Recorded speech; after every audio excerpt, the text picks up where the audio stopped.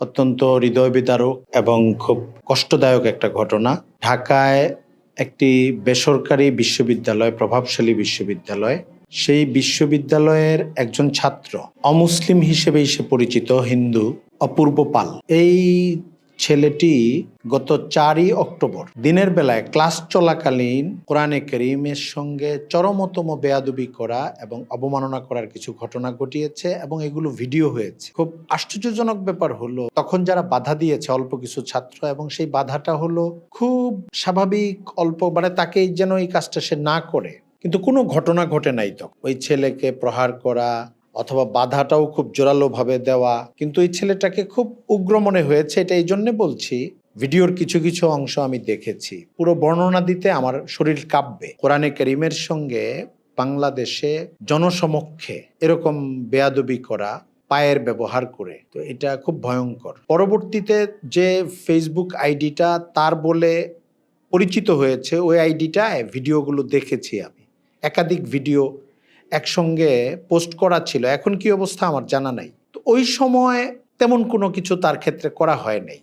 অল্প কিছু ছাত্র এটা জানে অথবা পুরো ইউনিভার্সিটি জানে, কিন্তু এই প্রতিবাদের ঘটনা, এই ভিডিও যখন সে আপ করেছে, পোস্ট করেছে তার এখানে, তার কিছু পরে 8 ঘন্টা 9 ঘন্টা পরে, রাত্র 9টা 8টার দিকে এটা জনসমক্ষে আসতে শুরু করেছে এবং কয়েক ঘন্টার মধ্যে, রাতের মধ্যে তীব্র প্রতিক্রিয়া হয়েছে। ওই ইউনিভার্সিটির ছাত্রদের মধ্যে হয়েছে, আশেপাশের মানুষজনের মধ্যে হয়েছে, আপনি পরে বলতে পারেন গোটা দেশেই হয়েছে।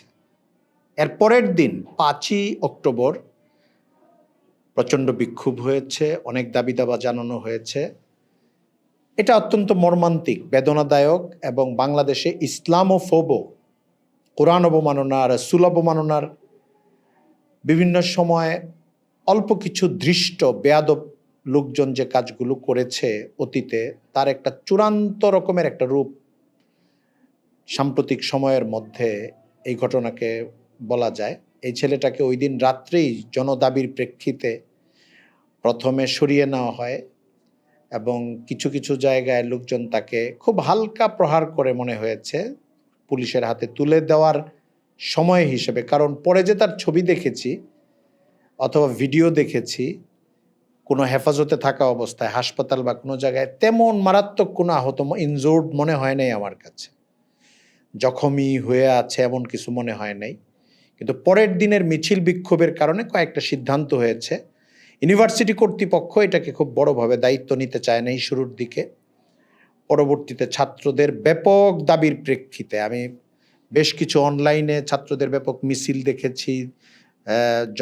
মিছিল তো না, তাদের প্রতিবাদ বিক্ষোভ এবং সমাবেশের মতো দাবি জানানোর যে সমাবেশ, সেখানে আমি দেখেছি তারা কয়েকটা দাবি তুলে ধরেছে। এর মধ্যে একটা ছিল এই ছেলেকে স্থায়ীভাবে ইউনিভার্সিটি থেকে বহিষ্কার করা এবং ইউনিভার্সিটি বাদী হয়ে এই ছেলের বিরুদ্ধে মামলা করা এবং এই জাতীয় আরও কিছু, এবং ইউনিভার্সিটিতে ভবিষ্যতে ব্লাসফেমি ধরনের একটা নীতি বা পলিসি গ্রহণ করার জন্য ইসলাম অবমাননার বা ধর্ম অবমাননার ঘটনা না ঘটে।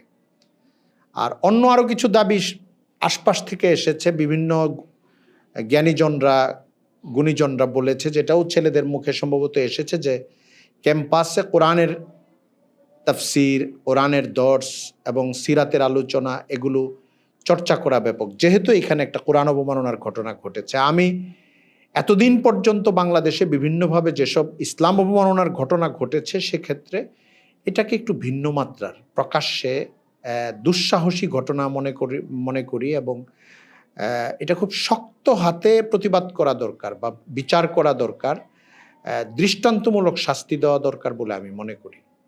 এবং ইউনিভার্সিটির প্রথমে নির্লিপ্ত ভূমিকা থাকা কর্তৃপক্ষের, পরবর্তীতে ছাত্রদের, শিক্ষার্থীদের চাপে পদক্ষেপ নেওয়া, পরের পদক্ষেপগুলো তো ঠিক আছে, দাবির মুখে এবং দায়িত্ব থেকে তারা নিয়েছেন, কিন্তু এই ঢিলেমি করা এবং দায়িত্ব নিতে না চাওয়া, গ্রেফতার করার ক্ষেত্রে উদ্যোগ না নেওয়া, বহিষ্কার করতে না চাওয়া, এটাকে আমার কাছে অত্যন্ত সমস্যাপূর্ণ একটা ব্যাপার মনে হয়েছে নানা কারণে।